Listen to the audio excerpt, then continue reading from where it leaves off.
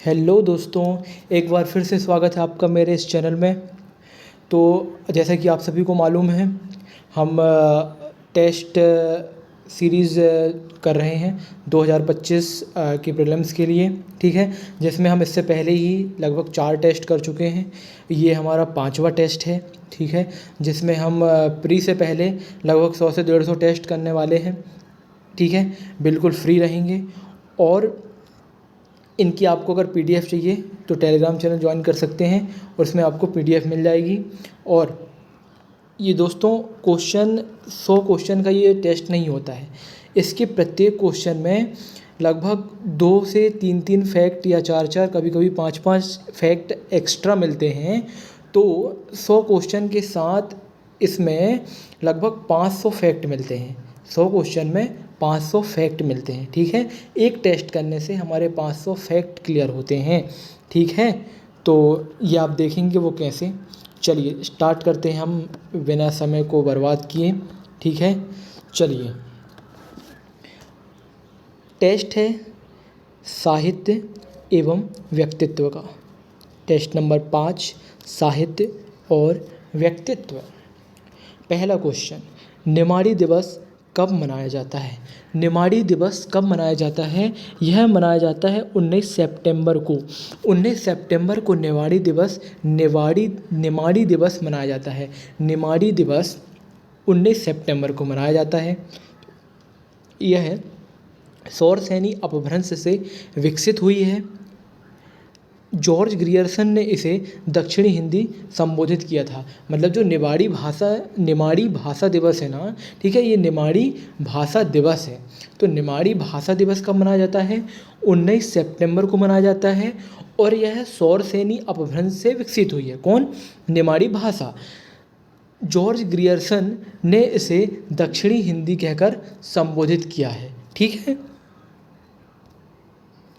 एक मिनट। चलिए दूसरा क्वेश्चन देख लेते हैं। संत सिंघाजी के जीवन पर आधारित कृति कौन सी है? संत सिंघाजी के जीवन पर आधारित कृति कौन सी है? ये है परचुरी। परचुरी कृति है। संत सिंघाजी को निमाड़ का कबीर कहते हैं। संत सिंघाजी को निमाड़ का कबीर कहते हैं। इनके शिष्य खेमदास ने इनके जीवन पर आधारित परचुरी नामक रचना की थी। तो जो निमाड़ के कबीर हैं संत सिंघाजी, उनके शिष्य का नाम क्या था? खेमदास। और खेमदास ने परचुरी नामक रचना की थी। ठीक है, मालवी बोली को किसने पश्चिमी हिंदी कहा है? मालवी बोली को किसने पश्चिमी हिंदी कहा है? ये कहा है डॉक्टर कृष्णलाल हंस ने। डॉक्टर कृष्णलाल हंस ने मालवी बोली को पश्चिमी हिंदी कहा है। मालवी बोली सौरसेनी अपभ्रंश के राजस्थानी हिंदी की एक प्रमुख बोली है। डॉक्टर कृष्णलाल हंस के अनुसार ध्वनि तथा रूप की दृष्टि से पश्चिमी हिंदी इसे कहा है। चलिए आगे देख लेते हैं। बघेली शब्दकोश का संकलन किसने किया था? जो बघेली शब्दकोश है उसका संकलन किसने किया था? ये किया गया था श्रीनिवास शुक्ल के द्वारा। डॉक्टर श्रीनिवास शुक्ल के द्वारा बघेली शब्दकोश का संकलन किया गया था। डॉक्टर श्रीनिवास शुक्ल ने बघेली शब्दकोश का संकलन किया। बघेली का विकास अर्धमागधी अपभ्रंश से हुआ है। यह मुख्यतः रीवा, सतना, सीधी व शहडोल में बोली जाती है। जो बघेली बोली है वो रीवा, सतना, सीधी व शहडोल वाले क्षेत्र में बोली जाती है, जिसका संकलन डॉक्टर श्रीनिवास शुक्ल के द्वारा किया गया था। गोंडी लिपि का सर्वप्रथम प्रयोग किसके द्वारा किया गया? गोंडी लिपि का सर्वप्रथम प्रयोग किसके द्वारा किया गया? ये भाव सिंह मशराम के द्वारा गोंडी लिपि का सर्वप्रथम प्रयोग किया गया। गोंडी लिपि का सर्वप्रथम प्रयोग किसके द्वारा किया गया? ये भाव सिंह मशराम के द्वारा किया गया। गोंड भाषा गोंड जनजाति के द्वारा मुख्यतः शहडोल, उमरिया, अनूपपुर, मंडला, डिंडोरी आदि जिलों में बोली जाती है। गोंड भाषा गोंड जनजाति के द्वारा मुख्यतः शहडोल, उमरिया, अनूपपुर, मंडला, डिंडोरी आदि जिलों में बोली जाती है। चलिए ये क्लियर हो गया। ठीक है, आगे देखते हैं क्वेश्चन नंबर 6 कि हिंदी का प्रथम नाटक कौन सा है। हिंदी का प्रथम नाटक कौन सा है? ये है आनंद रघुनंदन।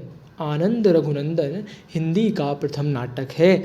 आनंद रघुनंदन रीवा नरेश विश्वनाथ सिंह द्वारा लिखा गया। आनंद रघुनंदन रीवा नरेश विश्वनाथ सिंह द्वारा लिखा गया, जिसे हिंदी का प्रथम नाटक माना जाता है। आनंद रघुनंदन रीवा नरेश विश्वनाथ सिंह द्वारा किसने लिखा है? रीवा नरेश विश्वनाथ सिंह द्वारा लिखा गया, जिसे हिंदी का प्रथम नाटक माना जाता है। यहाँ तक क्लियर। आगे देखते हैं, बनाफरी किस बोली की उपबोली है? जो बनाफरी है वो किस बोली की उपबोली है? ये बुंदेली की उपबोली है। बनाफरी किस बोली की उपबोली है? ये बुंदेली की उपबोली है। बुंदेली सौरसेनी अपभ्रंश के पश्चिमी हिंदी की बोली है। बुंदेली सौरसेनी अपभ्रंश के पश्चिमी हिंदी की बोली है।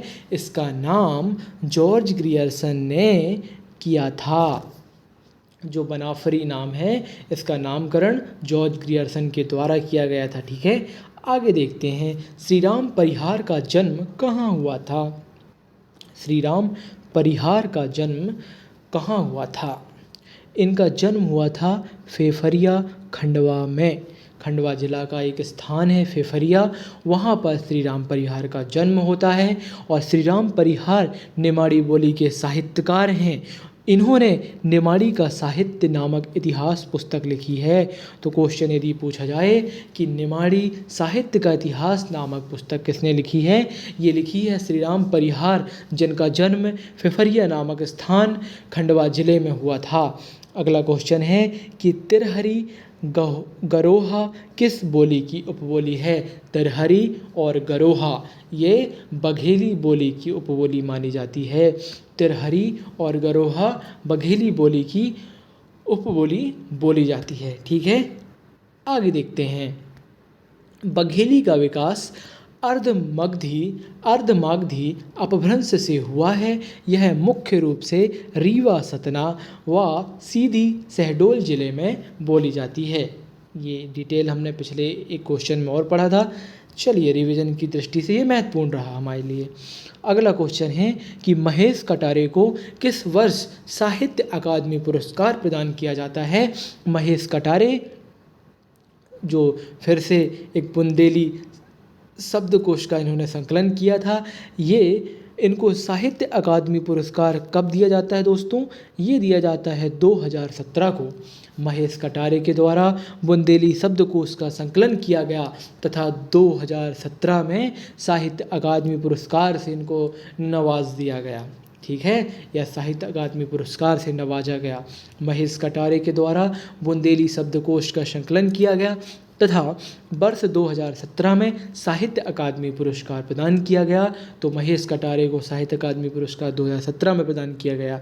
आइए आगे देखते हैं कि मालविकाग्निमित्रम कितने अंकी नाटक है? मालविकाग्निमित्रम 5 अंकी नाटक है। मालविकाग्निमित्रम कालिदास की रचना है, जिसमें राजकुमारी मालविका तथा शुंग शासक अग्निमित्र के प्रेम संबंधों का वर्णन मिलता है। बहुत बढ़िया, आगे देखते हैं, कालिदास की किस रचना में यक्ष कथा का उल्लेख मिलता है? ठीक है दोस्तों, ये चैप्टर ही थोड़ा साहित्य वाला है तो लयबद्धता बन जाती है, तो आप ज़्यादा भावुक ना हो, कभी कभी मैं हो जाता हूँ। ठीक है, तो कालिदास की किस रचना में यक्ष कथा का उल्लेख मिलता है? ये जो मिलता है उसका नाम है मेघदूतम। यक्ष और यक्षिणी का वर्णन इसमें मिलता है। ठीक है, जो मेघदूत, चलिए आगे इसके बारे में डिटेल फिर कभी पढ़ेंगे कि मेघदूतम कालिदास रचित एक खंडकाव्य है। क्या है? मेघदूतम कालिदास रचित एक खंडकाव्य है, जिसमें यक्ष कथा तथा प्राकृतिक सौंदर्य का वर्णन किया गया है। जिसमें यक्ष कथा तथा प्राकृतिक सौंदर्य का वर्णन किया गया है। ठीक है, चलिए आगे अगला क्वेश्चन देखते हैं। अगला क्वेश्चन क्या कहता है? क्वेश्चन कुछ कहता नहीं, हमें पढ़ना पड़ता है। ठीक है, तो दोस्तों शायद रिकॉर्डिंग स्टार्ट नहीं हुई थी, है ना? तो यदि आपने कुछ क्वेश्चन कहाँ से मिस हुए हैं वो देख लेंगे। ठीक है, मैं एक बार स्क्रॉल कर दे रहा हूँ फिर से, है ना। तो जहाँ से आपने नहीं देखा वो आप एक बार देख लेंगे और अपने हिसाब से पढ़ लेंगे, है ना। फिर हम स्टार्ट करते हैं। ये क्वेश्चन है, ठीक है। गलती के लिए माफ़ी चाहूँगा। चलिए आइए देख लेते हैं आगे। शिक्षकता यहाँ तक कर लिया था, हाँ ठीक है। जहाँ भी आपने ये क्वेश्चन छूट गया होगा वहाँ पॉज करके उसको क्वेश्चन को पढ़ लेंगे, ठीक है।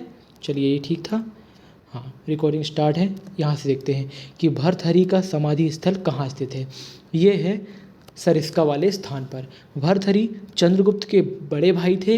इनका जन्म उज्जैनी है तथा समाधि अलवर जिले के सरिस्का में स्थित है। अलवर जो कि राजस्थान में स्थित है। तो जो भर्तहरि का जन्म है उज्जैन वाले क्षेत्र में हुआ था और इनकी समाधि अलवर राजस्थान में स्थित है। भारत के प्रथम दुख्यान्त नाटक की रचना किसने की थी। भारत के प्रथम दुख्यान्त नाटक की रचना भवभूति के द्वारा की गई थी। भारत का प्रथम दुख्यान्त नाटक उत्तर रामचरितम को माना जाता है, जिसकी रचना भवभूति ने की थी। तो भारत का प्रथम दुख्यान्त नाटक कौन सा है, उत्तर रामचरितम है, जिसकी रचना भवभूति के द्वारा की गई थी। प्रगतिशील तथा आधुनिक कविता के मध्य की कड़ी किसे माना जाता है।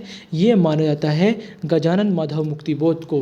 प्रगतिशील तथा आधुनिक कविता के मध्य की कड़ी किसे माना जाता है, ये गजानन माधव मुक्तिबोध को माना जाता है, ठीक है।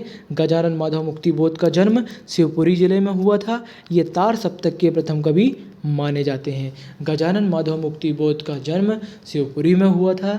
ये तार सप्तक के प्रथम कवि माने जाते हैं, ठीक है। गजानन माधव मुक्तिबोध का जन्म शिवपुरी में हुआ था। ये तार सप्तक के प्रथम कवि माने जाते हैं, याद हो गया। पद्माकर को कविराज शिरोमणि की उपाधि किसने प्रदान की थी।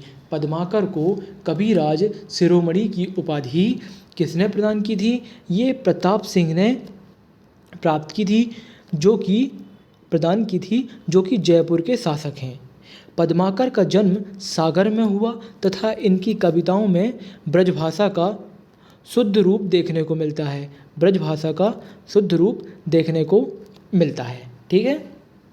माखनलाल चतुर्वेदी को किस वर्ष साहित्य अकादमी पुरस्कार प्रदान किया गया था। माखनलाल चतुर्वेदी को किस वर्ष साहित्य अकादमी पुरस्कार प्रदान किया गया था। ये प्रदान किया गया था 1955 में। माखनलाल चतुर्वेदी को उनकी कृति हिमकिरीटनी के लिए वर्ष 1943 में देव पुरस्कार और 1955 में साहित्य अकादमी पुरस्कार प्रदान किया गया। मतलब 1943 में देव पुरस्कार और 1955 में साहित्य अकादमी पुरस्कार प्रदान किया गया, ठीक है। कामायनी एक पुनर्विचार किसके द्वारा लिखी गई है। कामायनी एक पुनर्विचार, ठीक है। वो जो एक कामायनी है मुख्य वाली, तो वो जयशंकर प्रसाद की है, उसमें कोई दो राय है नहीं। लेकिन जो कामायनी एक पुनर्विचार है वो है गजानन माधव मुक्तिबोध की। गजानन माधव मुक्तिबोध की कामायनी जयशंकर प्रसाद की रचना है, जबकि कामायनी एक पुनर्विचार गजानन माधव मुक्तिबोध द्वारा लिखी गई आलोचनात्मक कृति है। कवि भूषण का वास्तविक नाम क्या है। कवि भूषण का वास्तविक नाम क्या है। ये जो नाम है उनका घनश्याम। कवि भूषण का वास्तविक नाम घनश्याम था, जिन्हें चित्रकूट के राजा रुद्रराज के द्वारा भूषण की उपाधि प्रदान की गई थी। चित्रकूट के राजा रुद्रराज के द्वारा भूषण की उपाधि प्रदान की गई थी। द्वितीय तार सप्तक का अग्रणी कवि किसे माना जाता है। द्वितीय तार सप्तक का अग्रणी कवि, अभी हमने थोड़ी देर पढ़ा कि प्रथम तार सप्तक का अग्रणी कवि गजानन माधव मुक्तिबोध थे। अब द्वितीय तार सप्तक के अग्रणी कवि हैं भवानी प्रसाद मिश्र। कौन है। भवानी प्रसाद मिश्र। भवानी प्रसाद मिश्र का जन्म होशंगाबाद के टिकरिया नामक गांव में हुआ था। भवानी प्रसाद मिश्र का जन्म होशंगाबाद के टिकरिया नामक गांव में हुआ था। वर्ष 1972 में इन्हें साहित्य अकादमी पुरस्कार प्रदान किया गया। वर्ष 1972 में इन्हें साहित्य अकादमी पुरस्कार प्रदान किया गया, ठीक है। आगे देख लेते हैं। प्राण अर्पण किस प्रकार का काव्य है। प्राण अर्पण किस प्रकार का काव्य है। ये एक खंड काव्य है। प्राण अर्पण की रचना बालकृष्ण शर्मा नवीन के द्वारा की गई थी, जो कि एक खंड काव्य है। प्राण अर्पण क्या है? खंड काव्य है, जिसकी रचना बालकृष्ण शर्मा नवीन के द्वारा की गई थी। ठीक है, चलिए, गुलाबी उर्दू शैली का जन्मदाता किसे माना जाता है? ये मुल्ला रामोजी को गुलाबी उर्दू शैली का जन्मदाता माना जाता है। गुलाबी उर्दू शैली का जन्मदाता मुल्ला रामोजी को माना जाता है। मुल्ला रामोजी का जन्म भोपाल में हुआ था। मुल्ला रामोजी का जन्म भोपाल में हुआ था। इनकी प्रसिद्ध रचनाएं औरत जात, गुलाबी शायरी और जिंदगी आदि प्रमुख रचनाएं हैं। मुल्ला रामोजी की प्रमुख रचनाएं औरत जात, गुलाबी शायरी, जिंदगी आदि प्रमुख रचनाएं हैं। दोस्तों, जैसा कि आपको मालूम है कि साहित्यकार और प्रमुख साहित्यकार से और उनकी रचनाओं से क्वेश्चन आना तय होता है। कभी कभी 2 क्वेश्चन, कभी कभी 3-3, 4-4 क्वेश्चन मिल जाते हैं। चाहे हम टेस्ट दे रहे हों या स्वयं MPPSC का प्री दे रहे हों या मेंस दे रहे हों, वहाँ से क्वेश्चन आना तय होता है। इसलिए इस टेस्ट को हल्के में ना लें, इस चैप्टर को हल्के में ना लें। ठीक है, बाकी असुविधा के लिए खेद है। अगला क्वेश्चन देखते हैं।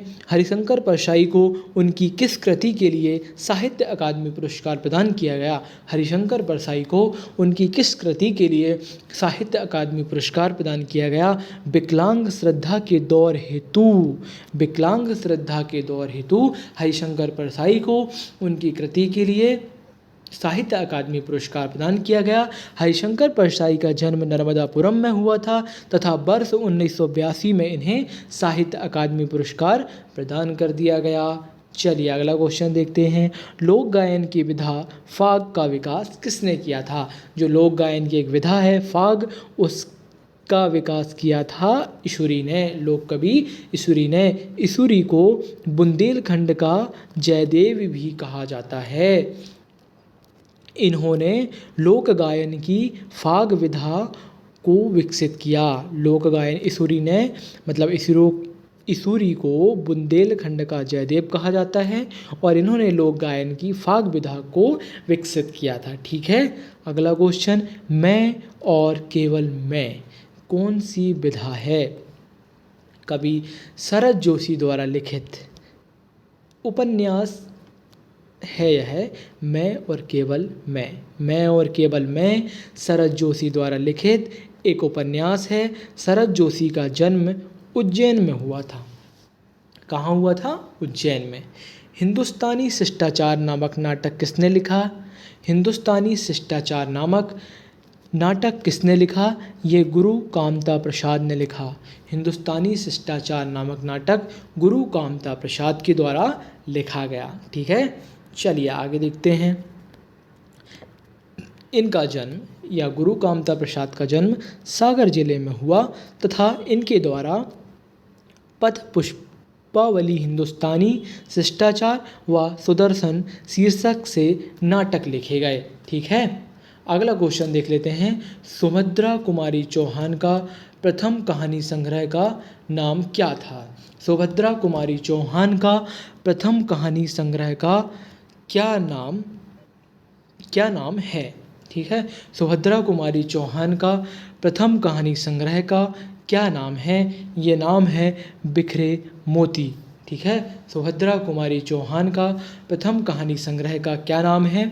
ये नाम है बिखरे मोती। सुभद्रा कुमारी चौहान का जन्म 1904 में प्रयागराज में हुआ था। इन्हें झांसी की रानी कविता हेतु शेक्सपियर सम्मान प्रदान किया गया। ठीक है, आगे देख लेते हैं। साहित्य का वनांचल केसरी के नाम से किसे जाना जाता है? साहित्य का वनांचल केसरी के नाम से किसे जाना जाता है? ये बाणभट्ट को जाना जाता है। बाणभट्ट कन्नौज के शासक हर्षवर्धन के दरबारी कवि थे। सोन नदी घाटी का तट आपकी क्रमस्थली या कार्यस्थली रही। बाणभट्ट कन्नौज के शासक हर्षवर्धन के दरबारी कवि थे। सोन नदी का तट आपकी कर्मस्थली रही है। ऋतु संहारम में कितनी ऋतुओं का उल्लेख किया गया है?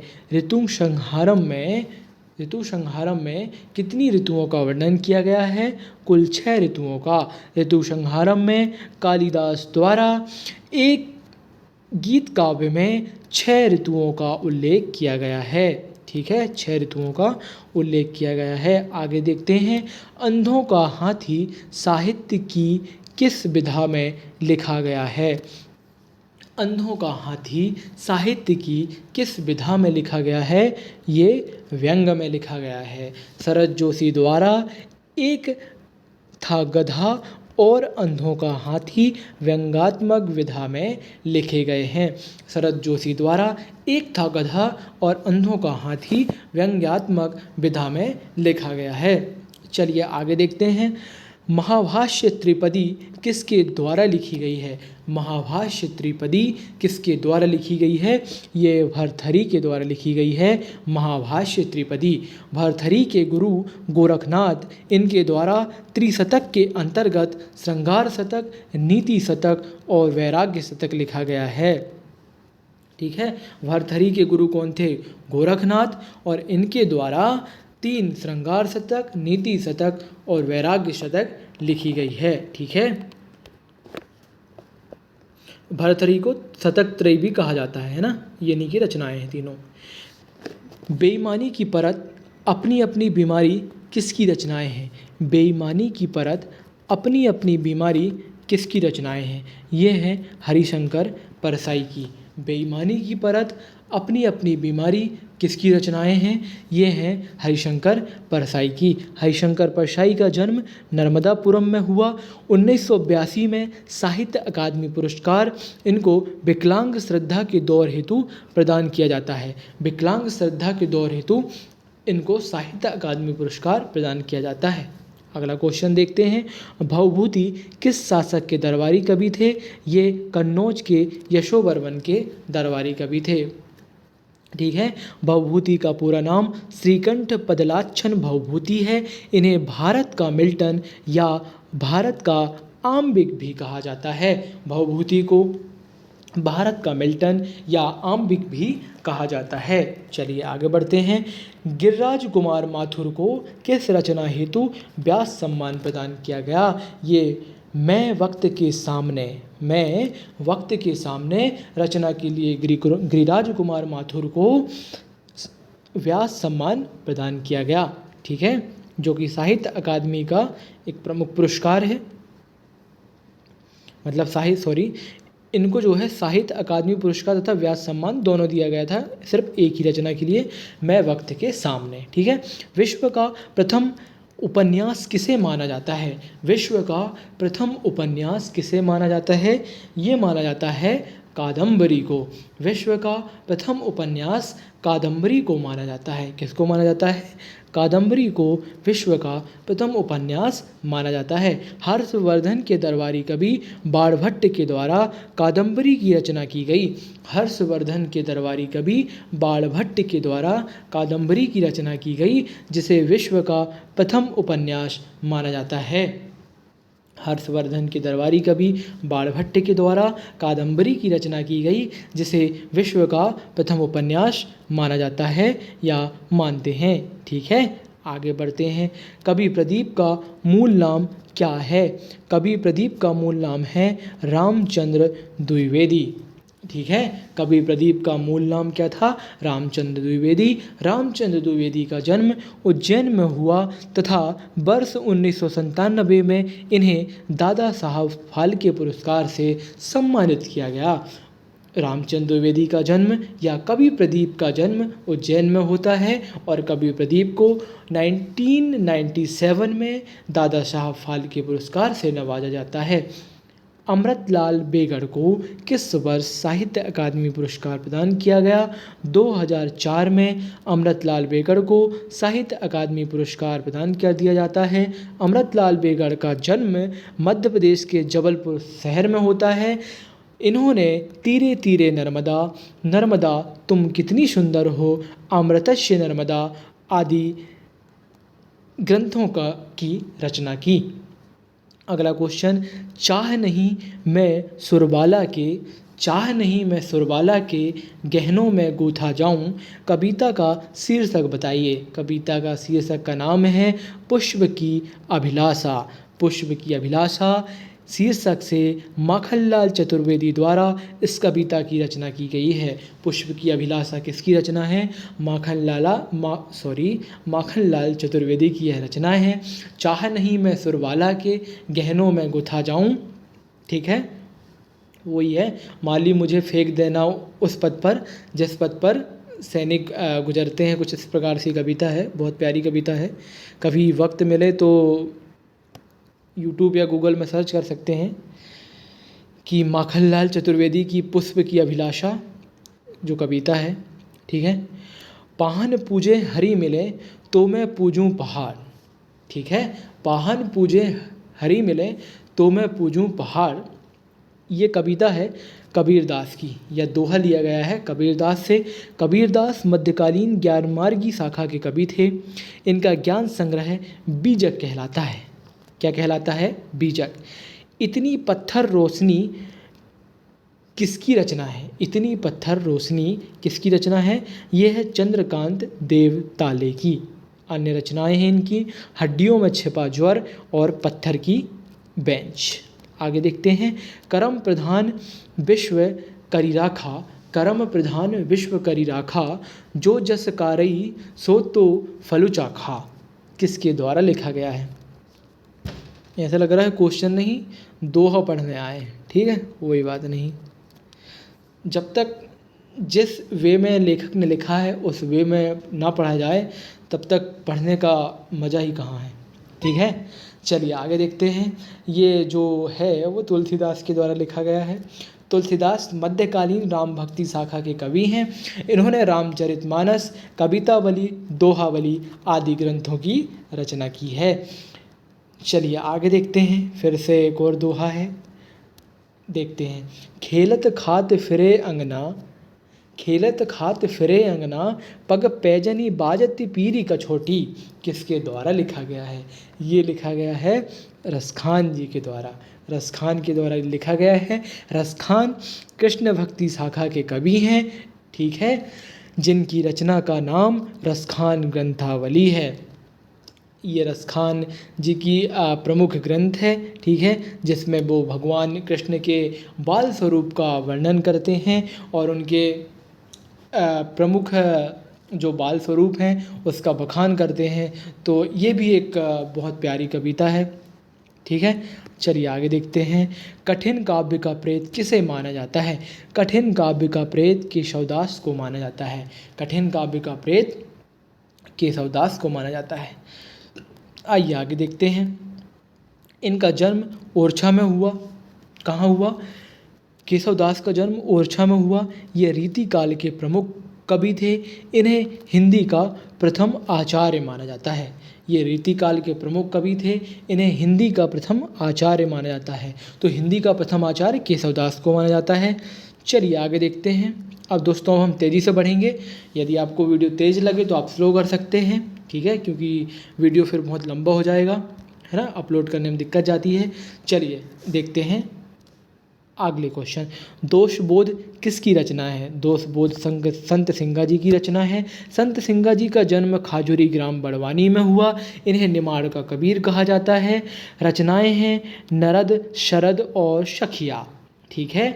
मीराबाई, रसखान आदि के द्वारा प्रयुक्त भाषा है। मीराबाई और रसखान के द्वारा प्रयुक्त भाषा ब्रजभाषा है। ब्रजभाषा खड़ी हिंदी की एक बोली है जो भिंड, ग्वालियर, मुरैना आदि जिलों में बोली जाती है। एक भारतीय आत्मा के रूप में जाना जाता है। एक भारतीय आत्मा के रूप में माखनलाल चतुर्वेदी जी को जाना जाता है, जिनका जन्म 1989 में बाबई नर्मदापुरम में होता है। इनकी मृत्यु 1968 में भोपाल में हो जाती है और 1963 में इनको पद्म विभूषण प्रदान कर दिया जाता है, ठीक है। काठ का सपना किसकी रचना है? काठ का सपना गजानन माधव मुक्ति बोध की रचना है। गजानन माधव मुक्ति बोध का जन्म शिवपुरी में हुआ था। इनकी अन्य रचनाओं की बात करें, चांद का मुंह टेढ़ा है, भूरी भूरी खाक धूल, ये इनकी अन्य रचनाएं हैं, ठीक है। परमल रासो, ये परिमल रासो है, ठीक है। परिमल रासो किसकी रचना है? थोड़ा टाइपिंग मिस्टेक है। परिमल रासो जगनिक की एक रचना है। जगनिक कालिंजर के शासक परमार्दी देव के दरबारी कवि थे।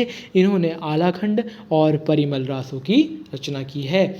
होली, पापी पेट, परिवर्तन आदि कहानियों की रचना किसने की थी? ये की थी सुभद्रा कुमारी चौहान ने, ठीक है। सुभद्रा कुमारी चौहान की बात करें, इनका जन्म 1904 में प्रयागराज में हुआ था। बिहार खंडवा के शासक लक्ष्मण सिंह से इनकी शादी हुई थी, ठीक है। एम आई राइट? ओके। प्रथम कहानी संग्रह इनके हैं बिखरे मोती। प्रथम कहानी संग्रह कौन सी है? बिखरे मोती। आई थिंक हमने ये ऊपर भी पढ़ा था। चलिए, विज्ञान गीता किसकी रचना है? विज्ञान गीता केशवदास की रचना है। विज्ञान गीता केशवदास की रचना है। केशवदास रीतिकाल के प्रमुख कवि हैं। कठिन काव्य का प्रेत कहा जाता है। हिंदी का प्रथम आचार्य हैं, या हिंदी के ये प्रथम आचार्य हैं। रीतिकाल के प्रथम कवि, कठिन काव्य के प्रेत इनको कहा जाता है। उस्ताद अलाउद्दीन खां, उस्ताद अलाउद्दीन खां ने किसकी सहायता से मैहर में संगीत महाविद्यालय की स्थापना की थी? उस्ताद अलाउद्दीन खां ने किसकी सहायता से मैहर में संगीत विश्वविद्यालय की स्थापना की थी? ये ब्रजनाथ सिंह की सहायता से। अलाउद्दीन खां की बात करें तो ये प्रमुख सरोद वादक थे। जल तरंग नामक इनके पास वाद्यंत्र था और इनके गुरु हाबुदत्त थे। गगनाचार्य संगीत मनीषी आदि के नाम से कौन प्रसिद्ध हैं? गगन आचार्य संगीत मनीषी आदि के नाम से पंडित कृष्णराव शंकर को जाना जाता है।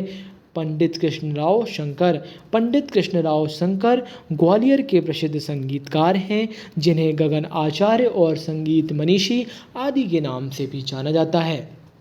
संगीत के इंदौर घराना की स्थापना किसने की थी? संगीत के इंदौर घराने की स्थापना उस्ताद आमिर खान के द्वारा की गई थी। उस्ताद आमिर खान संगीत के इंदौर घराना की संस्थापक हैं। ये ख्याल गायक और तथा तराना शैली के प्रसिद्ध कलाकार माने जाते हैं। आइए आगे देखते हैं। लता मंगेशकर को किस वर्ष दादा साहब फाल्के पुरस्कार प्रदान किया गया था? 1989 या 1989 में लता मंगेशकर को दादा साहब फाल्के पुरस्कार प्रदान किया गया। लता मंगेशकर विश्व में सर्वाधिक गीत गाए हैं तथा उनकी प्रथम फिल्म कोकस थी। प्रथम फिल्म कौन सी थी? कोकस थी। ये आप याद रखें कि लता मंगेशकर की प्रथम फिल्म कोकस थी तथा वर्ष 2011 में इनको भारत रत्न प्रदान किया गया। लता मंगेशकर को भारत रत्न 2001 में प्रदान किया गया और दादा साहब फाल्के पुरस्कार 1989 में प्रदान किया गया। कुमार गंधर्व का मूल नाम क्या है? कुमार गंधर्व का मूल नाम है शिवपुत्र। शिवपुत्र कुमार गंधर्व का मूल नाम था। कुमार गंधर्व का मूल नाम शिवपुत्र था। इनकी कर्मस्थली देवास रही तथा आप प्रख्यात ख्याल गायक थे। शिवपुत्र जो हैं प्रख्यात ख्याल गायक थे। आगे देखते हैं। लैंड ऑफ आर्ट पोर्ट्रेट नामक प्रसिद्ध चित्रकला किसकी है? लैंड ऑफ आर्ट पोर्ट्रेट ये है विष्णु चिंचालकर की। विष्णु चिंचालकर की ये प्रमुख चित्रकला है। इनका संबंध देवास जिले से है। किससे है? देवास जिले से इनका संबंध है। आइए आगे देखते हैं। सैयद हैदर रजा का संबंध किस जिले से है? सैयद हैदर रजा का संबंध नरसिंहपुर जिले से है। सैयद हैदर रजा का संबंध नरसिंहपुर जिले से है। सैयद हैदर रजा प्रसिद्ध चित्रकार हैं, जिनकी प्रमुख चित्रकलाओं में अटल, शून्य, अनंतता, बिंदु, अनसुनी आवाज़, अंकुरण आदि शामिल हैं। ये सैयद हैदर रजा का संबंध नरसिंहपुर जिले से है। ये प्रमुख या प्रसिद्ध चित्रकार हैं, जिनकी चित्रकलाओं में अटल, शून्य, अनंतता, बिंदु, अनसुनी आवाज़, अंकुरण आदि शामिल हैं। हबीब तनवीर किस पेशे से संबंधित हैं? हबीब तनवीर एक रंगकर्मी हैं, ठीक है। हबीब तनवीर प्रसिद्ध रंगकर्मी हैं, जिन्हें फ्रांस सरकार द्वारा officer of the arts and letters से नवाजा गया था, ठीक है। आगे देख लेते हैं। प्रयोग नामक संस्था की स्थापना किसने की थी?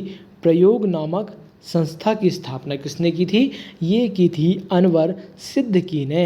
प्रयोग नामक संस्था की स्थापना अनवर सिद्दीकी ने की थी। अनवर सिद्दीकी प्रसिद्ध रंगकर्मी थे जिन्होंने रीवा में प्रयोग नामक संस्था की स्थापना की थी। ठीक है। भारत भवन के प्रथम निर्देशक कौन थे? भारत भवन के प्रथम निर्देशक वी कारंत थे। वी कारंत रंगकर्मी हैं जो राष्ट्रीय नाट्यशाला तथा भारत भवन के निर्देशक हैं। वी कारंत भारत भवन और राष्ट्रीय नाट्यशाला के निर्देशक हैं। बेगम असगरी है ये, ठीक है। बेगम असगरी बाई, ये टाइपिंग मिस्टेक है। बेगम असगरी बाई गायन की किस विधा से संबंधित हैं? ये गायन की ध्रुपद विधा से संबंधित हैं। ये ध्रुपद गायिका हैं। बेगम असगरी बाई मध्य प्रदेश के छतरपुर जिले से संबंधित हैं जो कि एक प्रसिद्ध ध्रुपद गायिका हैं। अली अकबर खान मध्य प्रदेश के किस जिले से संबंधित हैं? अली अकबर खान सतना जिले से संबंधित हैं। अली अकबर खान प्रसिद्ध ख्याल गायक हैं जो प्रदेश के सतना जिले से संबंधित हैं। ओम प्रकाश चौरसिया कौन? ओम प्रकाश चौरसिया किस वाद्य यंत्र से संबंधित हैं? ओम प्रकाश चौरसिया संतूर वादक हैं। कौन हैं? संतूर वादक हैं। ओम प्रकाश चौरसिया का संबंध भोपाल से है जो कि एक संतूर वादक हैं।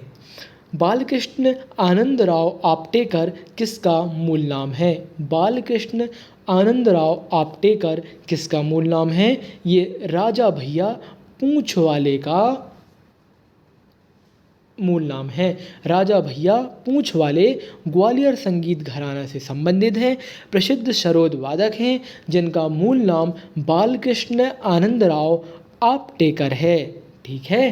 संगीत के तीर्थ के रूप में किसे जाना जाता है? संगीत के तीर्थ के रूप में मदीना भवन को जाना जाता है। संगीत के तीर्थ के रूप में किसे जाना जाता है? ये मदीना भवन को जाना जाता है। ठीक है। आइए आगे देखते हैं। मदीना भवन उस्ताद अलाउद्दीन खां का निवास स्थल है। मदीना भवन उस्ताद अलाउद्दीन खां का निवास स्थल है जिसे संगीत का तीर्थ कहते हैं। मदीना भवन उस्ताद अलाउद्दीन खां का निवास स्थल है जिसे संगीत का तीर्थ कहा जाता है। डी देवलालीकर की प्रसिद्ध चित्रकला शैली का नाम क्या है? काफ़ी बड़ा नाम है, एक मिनट। डी देवलालीकर की प्रसिद्ध चित्रकला शैली का नाम क्या है? डेकोरियम लिस्टिक। क्या है? डेकोरियम लिस्टिक।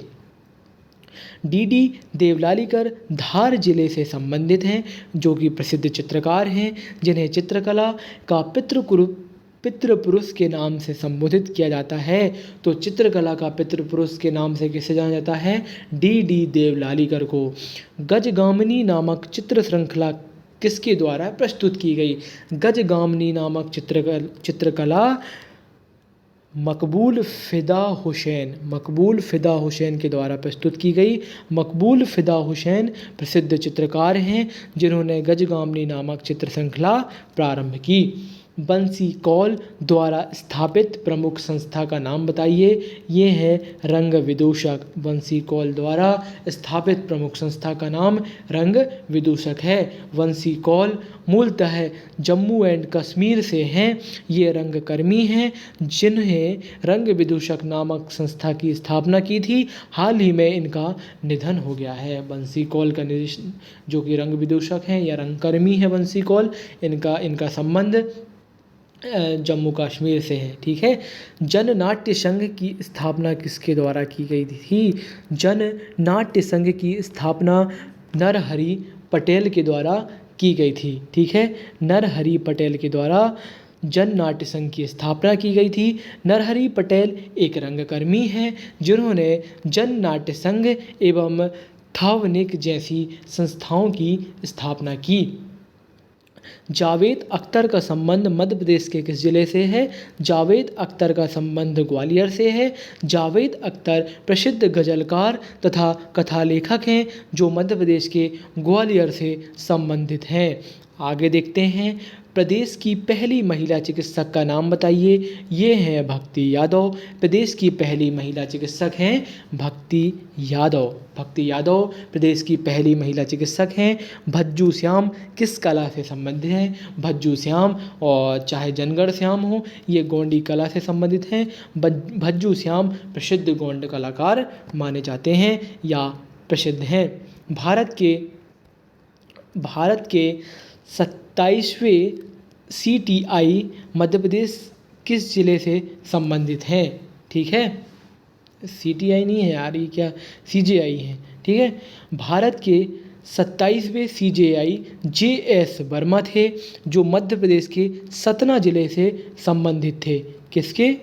सतना जिले से संबंधित थे। ठीक है, और ये जो है नेशनल ह्यूमन राइट कमीशन, ठीक है, राष्ट्रीय मानवाधिकार आयोग के अध्यक्ष भी रहे हैं। कौन? डॉक्टर JS वर्मा, जिनका संबंध सतना जिले से है। कैलाश सत्यार्थी द्वारा बचपन बचाओ आंदोलन किस वर्ष प्रारंभ किया गया? कैलाश सत्यार्थी द्वारा बचपन बचाओ आंदोलन 1980 में प्रारंभ किया गया, जो कि विदिशा जिले से संबंधित कैलाश सत्यार्थी द्वारा 1980 में विदिशा जिले से संबंध रखते हैं कैलाश सत्यार्थी। 1980 में बचपन बचाओ आंदोलन प्रारंभ किया गया तथा इन्हें वर्ष 2014 में नोबेल पुरस्कार प्रदान किया गया था। 2014 में नोबेल पुरस्कार प्रदान किया गया था। आइए आगे देखते हैं। रघुराम राजन RBI के किस क्रम के गवर्नर थे? रघुराम राजन RBI के 23वें गवर्नर थे। ठीक है, 23वें गवर्नर थे। रघुराम राजन का संबंध भोपाल से है। ये भारत के 23वें RBI गवर्नर थे। इनकी बुक की बात करें तो सेविंग्स कैपिटलिज्म फ्रॉम कैपिटलिस्ट है, कैपिटलिस्ट होगा ये, कैपिटलिस्ट। ओके, कोई बात नहीं, होता है। अम्बापानी का युद्ध किस वर्ष हुआ? अम्बापानी का युद्ध किस वर्ष हुआ? चलिए अब ठीक है। अम्बापानी का युद्ध 1857 में हुआ। 1857 के दौरान हुए अम्बापानी के युद्ध में क्रांतिकारी भीमा नायक द्वारा सेंधवा के आदिवासियों का नेतृत्व किया गया और इन्हें निमाड़ का रॉबिन हुड भी कहा जाता है। तो दोस्तों, निमाड़ का रॉबिन हुड किसे कहा जाता है? भीमा नायक को कहा जाता है ना। आगे देखते हैं। जंगल कलाम शैली का जन्मदाता किसे माना जाता है? जंगल कलाम शैली का जन्मदाता जनगढ़ सिंह श्याम को माना जाता है। जंगल कलाम शैली का जन्मदाता जनगढ़ सिंह श्याम को माना जाता है। जंगल कलाम गोंड कला की एक प्रसिद्ध शैली है, जिसमें कागज और कैनवास का प्रयोग किया जाता है। इस चित्र का मुख्य विषय गोंड देवता हैं। इस चित्र के मुख्य विषय गोंड देवता हैं। ठीक है, आगे देखते हैं। Question number 78। ठीक है, बिरसा गोंड द्वारा किस वर्ष रेलवे पटरी उखाड़कर अंग्रेजों का विरोध किया गया था? जो बिरसा गोंड है, उन्होंने रेलवे पटरी को उखाड़ दिया था। ये 1942 में उखाड़ा था। भारत छोड़ो आंदोलन के दौरान बैतूल के घोड़ा डोंगरी रेलवे स्टेशन के समीप रेलवे पटरियां उखाड़कर या रेलवे पटलियां उखाड़कर अंग्रेजों का विरोध किया। खाद्य नायक दिवस कब मनाया जाता है? ये बहुत ही महत्वपूर्ण क्वेश्चन है। 3-4 स्टार आप लगा लीजिए। 11 अप्रैल को खाद्य नायक दिवस मनाया जाता है। खाद्य नायक एक क्रांतिकारी थे। इन्होंने अंग्रेजों का विरोध करते हुए शहीद हुए, जिस संबंध में 11 अप्रैल को खाद्य नायक दिवस मनाया जाता है। लाल पद्मधर सिंह का जन्म कहाँ हुआ था? लाल पद्मधर सिंह का जन्म सतना जिले में हुआ था। इलाहाबाद में विद्यार्थी यूनियन द्वारा निकाले गए जुलूस के प्रतिरोध हेतु अंग्रेजों द्वारा चलाई गई गोलियों में शहीद हुए। इन्हें रीवा का शेर कहते हैं। क्या कहते हैं? इन्हें रीवा का शेर कहते हैं। तो रीवा का शेर किसे कहा जाता है? लाल पद्मधर सिंह को। पुरु दाधीच किस नृत्य से संबंधित हैं? पुरु दाधीच का संबंध कथक नृत्य से है। पुरु दाधीच मध्य प्रदेश के इंदौर जिले से संबंधित कथक नृत्यकार हैं। वर्ष 2022 में इन्हें कालिदास पुरस्कार से सम्मानित किया गया था। ठीक है, पुरु दाधीच को कालिदास सम्मान से सम्मानित किया गया था। नित्यानंद हल्दीपुर का संबंध किस वाद्य यंत्र से है? नित्यानंद हल्दीपुर, इनका संबंध है बांसुरी से। नित्यानंद हल्दीपुर प्रसिद्ध बांसुरी वादक हैं। इन्हें तानसेन पुरस्कार से सम्मानित किया गया है। आगे देख लेते हैं, साहित्य अकादमी पुरस्कार 2020 से किसे सम्मानित किया गया? ये आशुतोष राणा जी को साहित्य अकादमी पुरस्कार 2020 से सम्मानित किया गया। आशुतोष राणा नरसिंहपुर जिले के गाडरवाड़ा से संबंधित हैं। इनके द्वारा रामराज्य नामक उपन्यास लिखा गया था। कौन सा उपन्यास? रामराज्य उपन्यास आशुतोष राणा जी के द्वारा लिखा गया। हाल ही में नीलेश देसाई को 10 लाख रुपए वाले किस पुरस्कार से सम्मानित किया गया? ये पुरस्कार है जमनालाल बजाज पुरस्कार। जमनालाल बजाज पुरस्कार से नीलेश देसाई को सम्मानित किया गया। जमनालाल बजाज पुरस्कार रचनात्मक कार्यों के लिए प्रदान किया जाता है। 2022 का पुरस्कार जमनालाल बजाज को प्रदान किया गया था। आइए आगे देखते हैं, हाल ही में बहुचर्चित निर्देशक विवेक रंजन अग्निहोत्री मध्य प्रदेश के किस जिले से संबंधित हैं? बहुचर्चित निर्देशक विवेक रंजन अग्निहोत्री मध्य प्रदेश के ग्वालियर जिले से संबंधित हैं। विवेक रंजन अग्निहोत्री ग्वालियर से संबंधित हैं, जिन्हें किशोर कुमार सम्मान प्रदान किया गया था। ठीक है, अभी ये 5 लाख देने लगे हैं इसमें। डिग्ना कला के क्षेत्र में वर्ष 2022 का पद्म पुरस्कार से किसे सम्मानित किया गया? ये सम्मानित किया गया डिग्ना कला के क्षेत्र में 2022 का पद्म पुरस्कार दुर्गाबाई व्याम को। दुर्गाबाई व्याम मध्य प्रदेश के डिंडोरी जिले से संबंधित हैं, जिन्हें गोंडी कला से संबंधित डिग्ना कला हेतु पद्म श्री पुरस्कार प्रदान किया गया। राष्ट्रपति चुनाव 2022 के दौरान मध्य प्रदेश के प्रथम मतदान किसके द्वारा किया गया? राष्ट्रपति चुनाव 2022 के दौरान मध्य प्रदेश से प्रथम मतदान किसके द्वारा किया गया? ये गिरीश गौतम के द्वारा किया गया है। किसके द्वारा? गिरीश गौतम के द्वारा, है ना। चलिए आगे देख लेते हैं, राष्ट्रपति चुनाव 2022 के दौरान पहला मत गिरीश गौतम के द्वारा किया गया तथा मध्य प्रदेश विधायक व सांसद के मतमूल्य क्रमशः 131 व 700 हैं। जो विधायक का मतमूल्य है मध्य प्रदेश में वो 131 है और सांसद का मतमूल्य 700 है। ठीक है, आई थिंक ये 701 होना चाहिए। चलिए चेक कर लेंगे, 700 अभी याद रखिए आप। अभय छजलानी का संबंध किस खेल से है? अभय छजलानी का संबंध है टेबल टेनिस से। अभय छजलानी मध्य प्रदेश के इंदौर से संबंधित हैं। इन्हें वर्ष 2009 में पद्मश्री प्रदान किया गया। ये टेबल टेनिस संगठन के अध्यक्ष रहे हैं। अभय छजलानी टेबल टेनिस संगठन के अध्यक्ष रहे हैं। इनका संबंध इंदौर जिले से है और 2009 में इन्हें पद्मश्री प्रदान किया गया।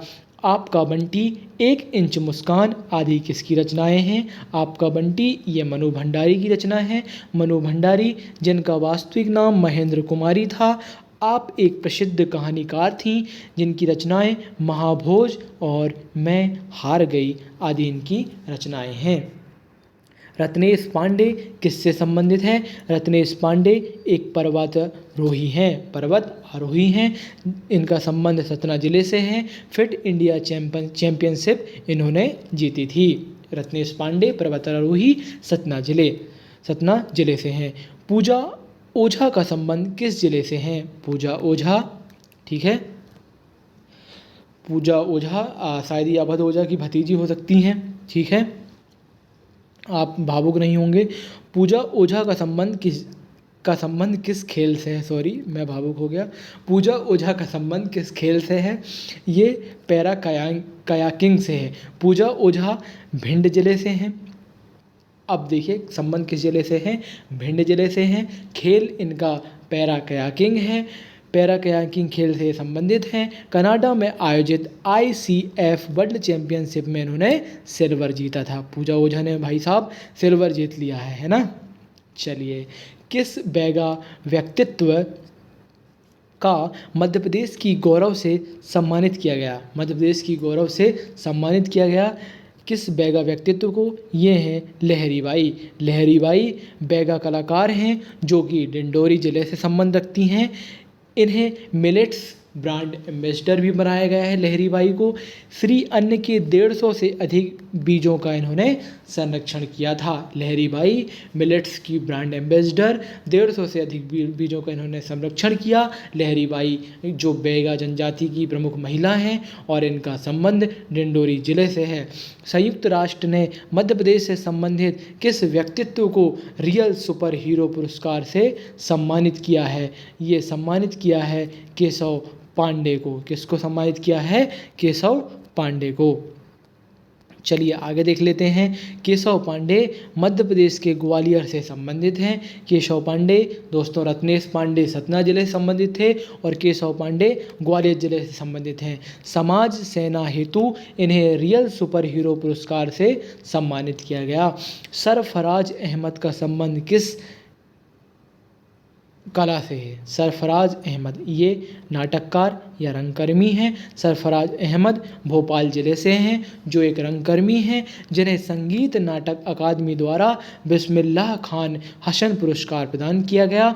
अगला क्वेश्चन देख लेते हैं। मध्य प्रदेश का शांति दूत के रूप में चिन्हित किया गया।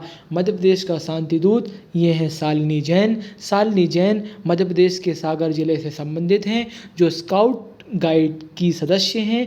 उन्हें मैसेंजर ऑफ पीस भी कहा जाता है। मैसेंजर ऑफ पीस या शांति दूत के रूप में शालिनी जैन को माना जाता है और शालिनी जैन का संबंध सागर जिले से है। प्रियांशु राजावत का संबंध किस खेल से है? प्रियांशु राजावत का संबंध बैडमिंटन से है। प्रियांशु राजावत मध्य प्रदेश के धार जिले से संबंधित हैं जिन्होंने इंडोनेशिया में आयोजित थॉमस कप को जीत लिया था। प्रियांशु राजावत बैडमिंटन धार जिले से संबंधित हैं। अगला क्वेश्चन, शांता भूरिया किस जनजाति से संबंधित हैं? शांता भूरिया का संबंध भीली चित्रकला से है। किससे है? भीली चित्रकला से है। शांता भूरिया भूरीबाई की पुत्री हैं जिनके द्वारा बनाए गए चित्रों को जनजाति संग्रहालय में प्रस्तुत किया गया है। अगला देखते हैं, प्रज्ञा सिंह किस खेल से संबंधित हैं? प्रज्ञा सिंह तलवारबाजी या फेंसर से संबंधित हैं। ये प्रज्ञा सिंह भोपाल जिले की मूल निवासी हैं या भोपाल जिले से संबंधित हैं और इनका फेंसर जैसे तलवारबाजी भी कहा जाता है। कॉमनवेल्थ फेंसिंग चैंपियनशिप में इन्होंने रजत पदक जीता था। कॉमनवेल्थ फेंसिंग चैंपियनशिप में रजत पदक प्रज्ञा सिंह ने जीता था जिनका संबंध भोपाल जिले से है।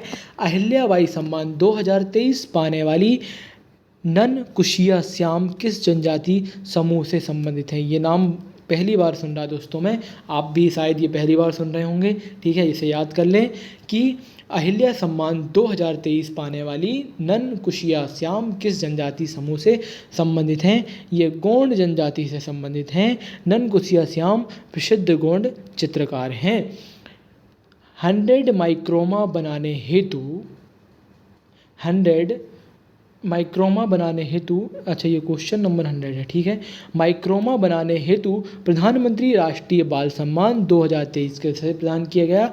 आदित्य प्रताप सिंह चौहान को ये सम्मान प्रदान किया गया। आदित्य प्रताप सिंह रायपुर छत्तीसगढ़ से हैं जो IIM Indian institute of management Indore में अध्ययनरत हैं तथा माइक्रोमा इन नवाचार हेतु प्रधानमंत्री बाल सम्मान पुरस्कार से इन्हें सम्मानित किया गया था। तो दोस्तों ये आज का हमारा 5वां टेस्ट था।